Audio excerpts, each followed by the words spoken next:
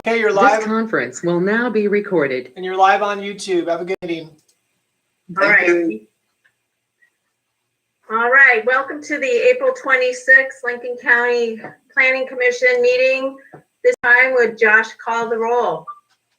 Andra Bobbitt, Here. Terry Bugenhagen,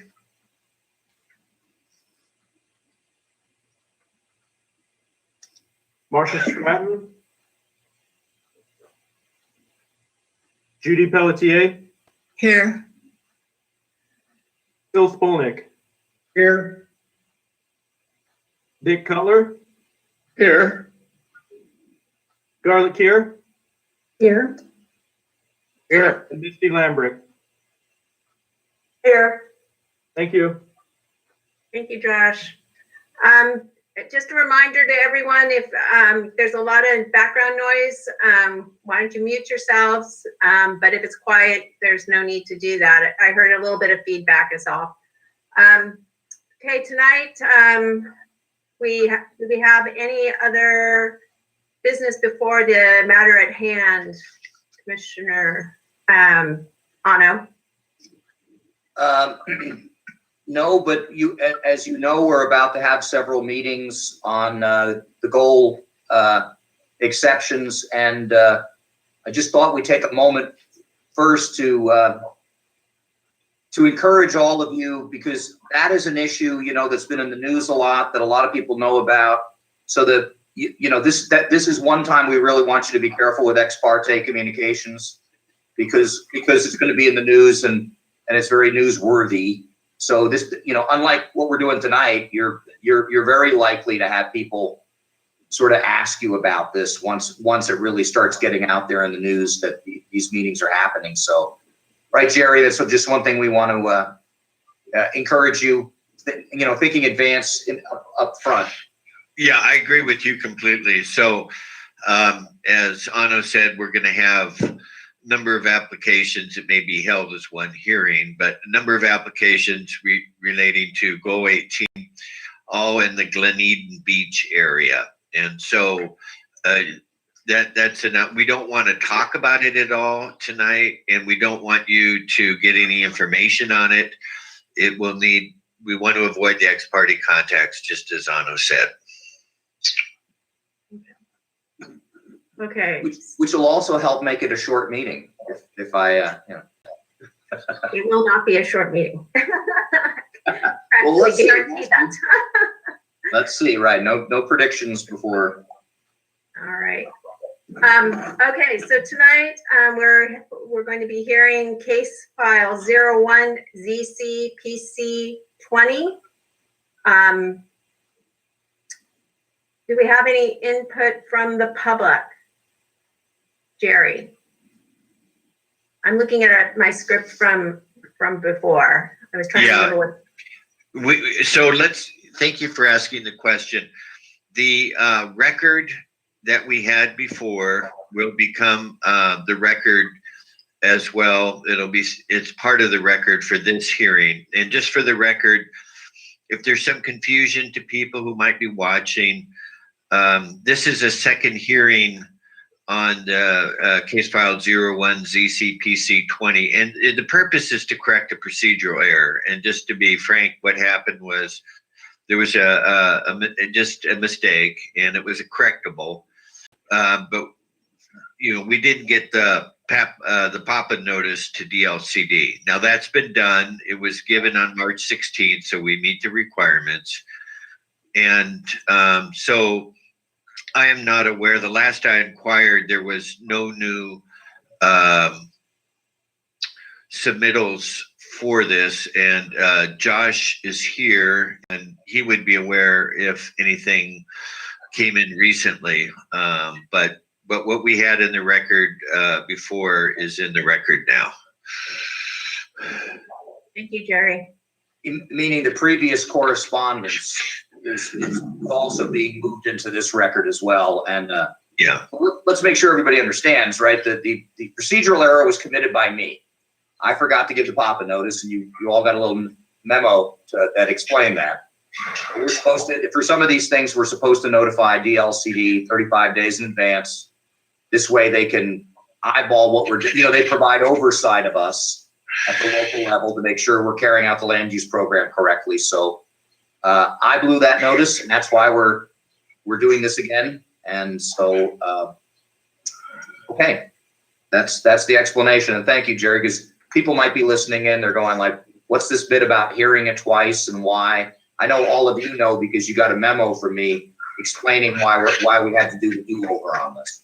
Right. And so at the beginning, I think the chair should ask if there's any conflicts of interest, bias, or ex parte contacts like you usually do as we go through this hearing. And I think that Anno can give an abbreviated staff report. And the purpose today is to have this hearing. If there is no request for a continuance or leave the record open, I think that the Planning Commission can proceed to make both an oral and a written decision tonight. What you would consider approving is to approve this application. Actually, with respect to the application and the ordinance, to approve it with the idea that you're making a recommendation to the Board of Commissioners to approve that. That's the next step. Procedurally, Jerry, do I need to state all the applicable criteria and goals again? Yeah, well, why don't you go ahead and do that? Okay, everyone grab a cup of coffee now. Here we go. Uh-oh.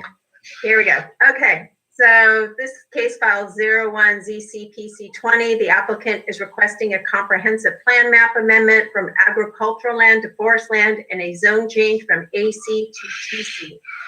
Subject property is 8.10 acre parcel on Thornton Creek Road. The applicable criteria are Oregon State Planning Goals, Goal 3, agricultural lands, Goal 4, forest lands. Lincoln County Code, Section 1.1235, quasi-judicial amendments, Section 1.00054, Sub 4, comprehensive plan forest land, and Sub 5, comprehensive plan agricultural lands. Section 1.0065, forest land policies, Section 1.0075, agricultural land policies, Section 1.0190, subsection 1, plan designation forest lands, subsection 2, plan designation agricultural lands, Section 1.1115, subsection 5, definitions agricultural land, Section 1.1373, agricultural conservation zone AC, and 1.1375, timber conservation zone TC. Whew. Okay, at this time, any planning commissioners have any ex parte communications regarding this application? No. Okay, none? And so the correspondence that we received was the same as in the last hearing. Can you review that for the staff? We had something from a neighbor and we have the application itself. Is that correct? Yes, that's the full extent of you. This time around, you have the actual application in advance, also you can see that. And the one letter was a support letter, if you recall, from a nearby neighbor saying they liked the idea and they encouraged you to approve, recommend the zone change. So that's it. Okay. All right. And So Scarlett. So Scarlett? I have a question. Is this the time to ask the question? Or do you want to wait till the staff report, or do you want to do it before the staff report? Up to you. Either way. Madam Chair, I'll field the question now. I can tell. I'd rather answer it now than. Okay. I'm curious what the question is, and then I'll just breeze through the staff report. The emergency status on this application. Well, again, Scarlett, I think the way that works is that happens frequently, and Jerry can chime in here as well. To move things along rather than wait a longer period of time. They do this in the legislature as well. They pass a law and then they declare an emergency, which in effect,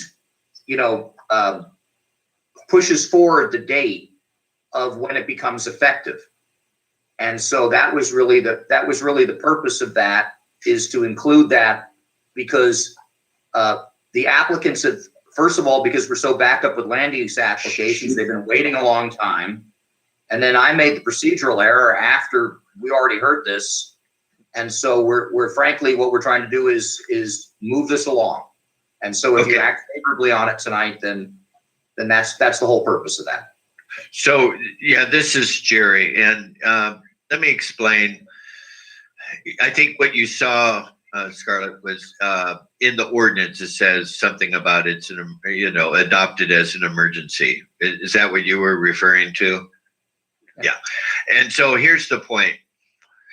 Most ordinances that the county adopts probably are adopted under Chapter 203, which is your ordinary county ordinance, not land use. And land use has its own procedure. So if it was adopted under Chapter 203, which might be something having to do with contract law or just you name it, whatever, that would be adopted under Chapter 203. This ordinance is being adopted under the land use statutes. And Chapter 203 specifically says that the procedure in 203 does not apply to land use or to ordinances adopted under a different scheme. And so, to make a long story short, land use is generally applicable as soon as the board approves it, because there's a different safeguard. You see, the safeguard is that anybody withstanding appeals to LUBA. But if it's adopted under Chapter 203, then you have 90 days to file a referendum for a referendum. Do you understand what I'm saying? So it's kind of confusing. But in Curry County, I was the counsel in Curry County for nearly 30 years. We didn't do it this way. And what we just said was, pursuant to the land use statutes, this is effective immediately. And in Lincoln County, they just like to say this is adopted as an emergency, which means it takes effect immediately. But the public is not injured in any way because the appeal process is available. If you adopted a Chapter 203 ordinance, like on contracts, if you said an emergency, then somebody couldn't really appeal it. The referendum wouldn't be available, you see. But the appeal is available in land use for anybody who has standing. So don't get excited about the emergency part. And that's what I'm saying. I'm just curious as to, yes, I know the department is backlogged. Is this taking precedence over others that have been looking for a length of time also? I don't, maybe Anno could answer that because he's with the department there. Did this application take precedence? I don't think so. That they've, this has been in the works for quite some time. I know the people were pushing hard. We try to divvy up the work among the three of us now that we have Megan for planners to keep things moving. We're also fortunate to have Matt Spangler on contract, but we really don't have him necessarily producing staff reports. But Scarlett, there's no set formula for us trying to, we have staff reports come in, we try to get to them as they come in, but at the same time, if we're processing building permits all day long. I mean, the actual production of staff reports is only one part of the suite of things that we have to do as planners. So I think what we try to do what makes sense at the moment to move various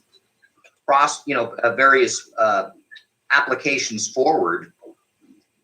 It's just our larger problem is we are like a restaurant that has seating for 50 that suddenly had 250 people show up, and understandably our level of service that we can provide people is not what it was, and we're just trying to work through that. Yeah. and staff up, so. Another way to look at it is, as I said, there was just a procedural glitch that needed to be corrected. And what I want the record to reflect is that the department redid the notice. There's 3 levels of notice. So there's the neighbor notice, which is the 20-day notice. And I think you got a copy of that as part of the record. There's also published notice because there's an ordinance involved, and this is the hearing on the ordinance, so to speak. And then, so you have published, you have neighbor notice, and then what Ano had mentioned earlier, the pop-in notice. So all 3 have been done. And this hearing was delayed until all of the notices could be done and done right. And so, Andra, thank you. She started the hearing anew. And the one thing I would have asked is just to make sure no one has a conflict of interest or that there's bias. I'd probably also ask that. And then I think we can get into the staff report. Okay. I thought I did that, but I'll ask Yeah. again. Does anyone have any ex parte or conflicts of interest regarding this case? Seeing none, let's have the staff report. Thank you, Madam Chair, members of the Planning Commission, Ano Husing, staff director or the director of the Lincoln County Planning and Development Department. Again, you all will recall that we went through this procedure. You approved this application for a zone change before, but when it was discovered that we had flawed notice, we were obligated under the law, especially after contacting the people affected by this, and everybody agreed, let's just do a do-over. Let's have this process. And yes, Commissioner Kerr, that in effect, we immediately rescheduled this once we realized that there was a flaw when it was going on to the Board of Commissioners. So we immediately put this back on the front burner to get it back in front of you again. So if you recall, from a substantive perspective, the last Planning Commission discussion that we had on this was rather in depth, because I thought this was, compared to some other applications, a fairly straightforward fact pattern. And so I was using, that occasion to also, in effect, use this as a training, because we would all revisit, well, how do zone changes happen again? Because we've got some new planning commissioners. And it also provided us a chance, because of the zone change issues, it gave us a chance to talk about the history of our land use plan. So I got a lot out of, I hope you guys did too, but I got a lot out of that discussion. There were some very memorable exchanges about the history of the program that helped give me some better understanding of what you all think about it. So I was very pleased by that. But let me recall again the factual circumstances that enabled you to reach a positive recommendation to approve zone change. Again, it's a small piece of it's a relatively, in rural terms, a relatively small piece of property of around 8 acres. If you remember that there on Thornton Creek Road, there's sort of a swath of agriculturally zoned land that the Planning Commission many decades ago determined was going to be zoned agriculture because it was lower bottom land. But where this particular parcel intersected and intruded into that narrow shoestring valley, the hillside came right up to the road. It was the terrain and the topography and the soils were really quite different. They were much more like typically the timber zoned lands, and agricultural activities had never happened at this parcel because it was compared to agricultural lands, it just really wasn't suitable to that. Nobody felt obliged to try to take that property and use it for agricultural purposes. So again, because there's never been a history of agricultural there, because all of the soils are, and they're growing and they're using it as timber ground basically. And because the soils are not agricultural soils, for all those reasons, it made a compelling case that in this particular case, that this particular property was zoned in error. And if you remember, Commissioner Spolnick helped us understand and made the case again that, especially as in the more rural parts of the county, the active zoning wasn't entirely precise, it was sort of broad brush in some of these areas, with the understanding that if there was a mistake or something else, that we could come back and do zone changes.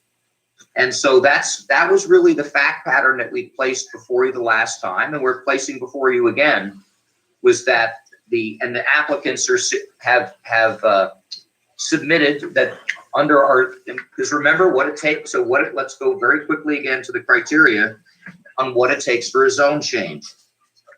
One of the criteria was the property zoned in error. And again, for our purposes for tonight, in the last hearing we had on this, that is indeed what the applicants have suggested, is that the property was zoned in error for the reasons that I just explained, that it was zoned agriculture when for every other contextual purpose, it's clearly timberland. The other ways you can get a zone change is that there's been a substantial character in the area since the zoning was adopted. That clearly is not the case. It's very much like it has been for decades. And or that there's a public need for the change being sought. And in this case, they're not asking to say there's a public need here. It's really the zoning in error is their submission for their request to get the property rezoned. So that is a much shorter version of the staff report that I gave, without a lot of the fascinating dialogue that we had last time about the history of the program. But is that sufficient right now for all of you? Do you want to go over the fact pattern any more than we have tonight? Is that I'm sort of trying to get a read here whether people are comfortable enough with that. It is very sufficient for me. Yes, I agree. Yeah, Good job. that covers it well. Okay. I'm seeing, yeah, that perhaps, Madam Chair, I kind of hit it just right. Phil's giving I'm not hearing anybody want it, and not even to talk about World War II, just to continue on with so really, that's about it. That's one of the reasons compared to some other applications, we have people that have different points of view, and there's really not a lot to talk about here unless we do what we did the last time, which is talk about the history of the program and those kinds of things. But we can spare, I really benefited from the last time we did that. So, at the risk of not dragging this out any more than it needs to, unless there are other questions of me as staff, then potentially back over to you for potentially a motion. Okay. So are there any other questions for staff at this time? All right. So let's move to any kind of deliberations. But let's close the record. Let's close the record for today.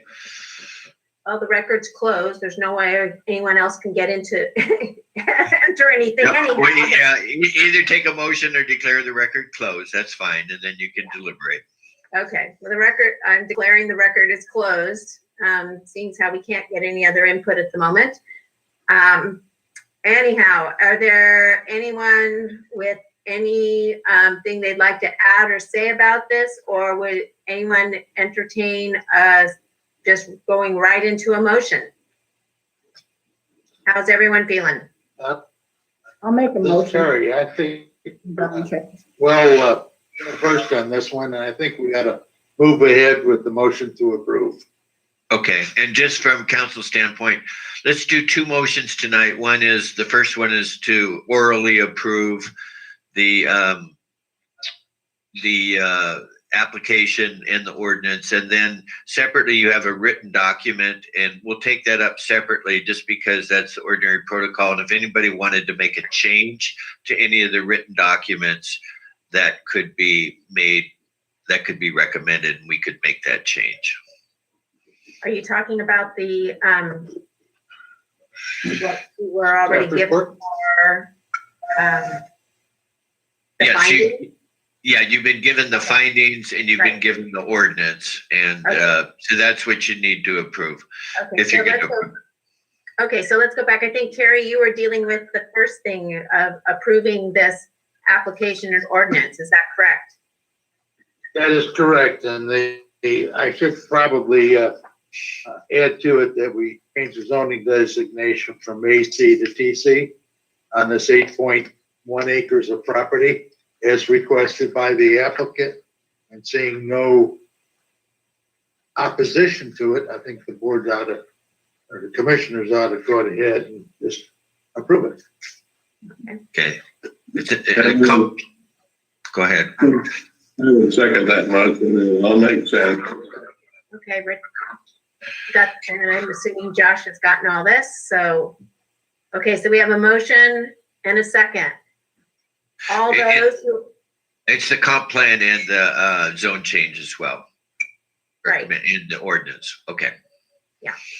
so, Right. if you can, raise your hand if you approve this right now. Without a roll call, we'll just do this. I cannot see, but we'll ask Judy, because I can't see Judy. Yes, I Yes. approve. Yes. Okay, so that passed unanimously. All right. Okay, so second up is the findings that we received. Bring that up.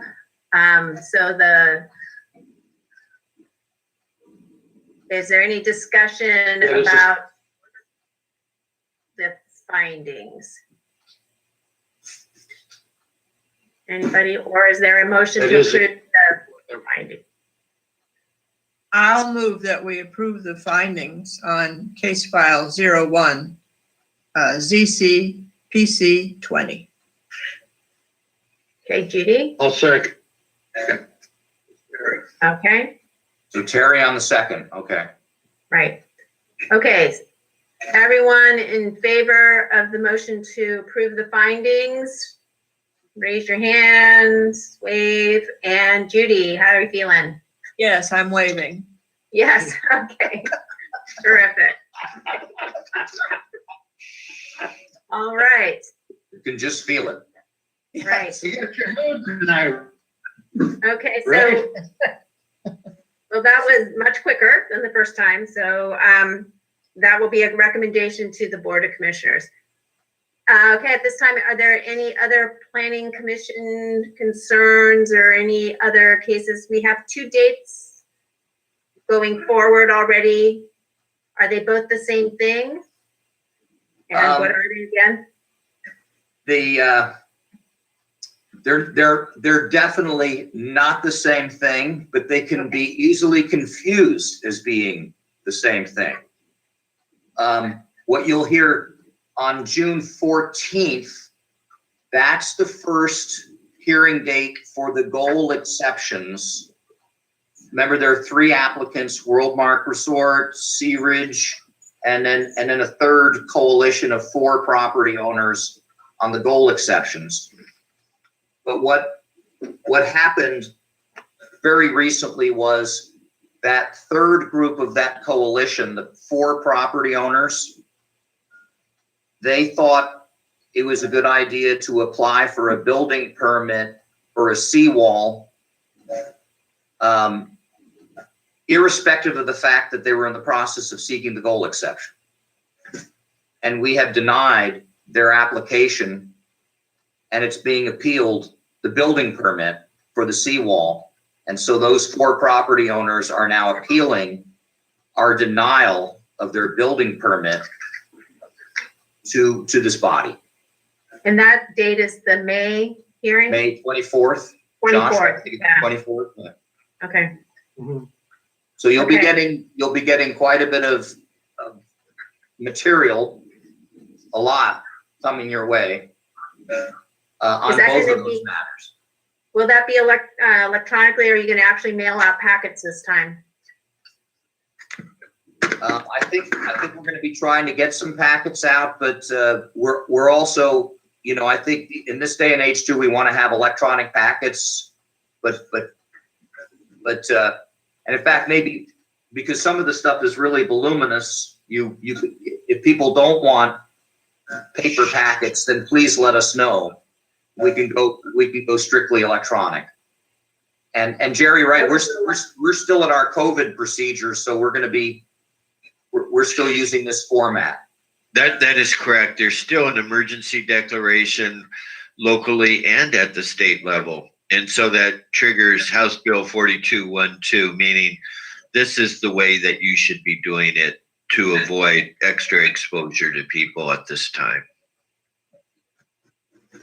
I would So like only why don't, electronic. as we get closer to actually getting, we're working on the staff report right now actually the staff report is done for the building permit appeal, but the much larger, more substantive situation with the goal 18 exceptions, that's quite a task to get that all figured out from a staffing perspective on how to pull that together. So, but we'll get her done. But again, I would encourage, especially on some of the stuff, if you guys don't want paper copies, please let us know and we won't send you paper copies. So, I would just save a tree or two and go electronic. okay, well, we'll just take for sure, Dick. Well, thank you. But whoever needs it, it's no big deal. I mean, we'll do it. So don't, if you're a paper copy person, and really don't want to do it electronically, please let us know. We'll accommodate you and happily. Right. I Okay. would like to have only electronic too, so. Okay. Yeah. Okay. And once you get the rest of you, either let us know or think about it, and we'll take it from there. Yeah, send an email to Josh and he'll set you up. And seeing the nodding below the LA cap, there it is. Because we're gonna get, you're all gonna have electronic access to it anyway, so it's really letting us know that you don't want the paper copy. Okay. All right. And so with that, just again, do not go beach walking in this area or talking to friends and neighbors, and try to keep your blinders on until you get the packets. And then just look at the material we're given. All righty. Is there any other planning commission concerns at this time? What is Okay. the June 14th? We talked about the May 24th, which is the four property owners, Sea Ridge and Worldmark. What's Okay, on the I'll June go over this. 14th meeting? So what we've all been expecting are the goal exception applications, right? And those are a coalition of three parties that are doing the goal exception applications. That's June 14th. And that's what we've been sort of expecting all along. What happened was so what's going to be happening on May 24th is an appeal because of only one of those groups more or less broke off what the others were doing, and in addition to the goal exception, they also applied for a building permit to erect a seawall to protect their homes, and we've denied that from a staff perspective because it's not goal 18 eligible, which is why they need a goal exception. We denied the building permit under the land use, for land use reasons, which is why it's coming to you. So Commissioner Guggenheim, to get that, it was like, so all three of these groups, they're all in together on the goal exception, but one of those groups broke off because they're also trying to just short circuit the process, and you can decide what the motives are for yourself, but that's their deal. They broke off and are also at the same time, they're trying this building permit application, of which we've denied and which is being appealed to you. Okay. Okay, so I don't know how much. Okay, I got it. That's probably enough. It's The probably main enough one for now. is a permit application, and the June hearing is one involving the post-acknowledgement plan amendment. So one's a permit application, one's a PAPA. Right. And so we that's probably enough to talk about. Right, so they're really quite separate, but of course they have everything to do with what's going on in Glen Beach. So, Excuse me, Okay. can Charlotte? someone do a post-acknowledgement exception? I don't understand that term. A post-acknowledgement, a PAPA, a post-acknowledgement plan amendment, is when you as a body working with us and our Board of Commissioners, we amend our plan. And it's a call, so the acknowledgement of our land use plan happened this a magic date back in 1982. There's a beautiful certificate on our walls that's our acknowledgement certificate saying that, and Phil will understand this better than anybody because he was there, that once we developed our comprehensive plan, it had to be acknowledged or approved by the state. That's that local state connection and oversight. So Scarlett, when we do certain things, it rises to, like the zone change today, it required a PAPA notice. The goal exception required a PAPA notice too, because that also falls into a category of post-acknowledgement. After 1982, we're changing the plan, and that's why the state's looking over our shoulders to make sure we're not being naughty and we break off and still don't follow Oregon land use laws. So it's called a PAPA notice. And many of these things are post-acknowledgement plan amendments when they succeed. Wonderful. I appreciate that. Thank you. Sure. Thank you for asking. Okay, anything else, anyone? Seeing none, this meening is closed. Thanks for everyone's participation. Thank you all. Thank you, everyone. Thank you. Ano, could you give me a call? Give me a call when you're done. Sure, right now? Right. Yeah. Okay. Thank you. Will do.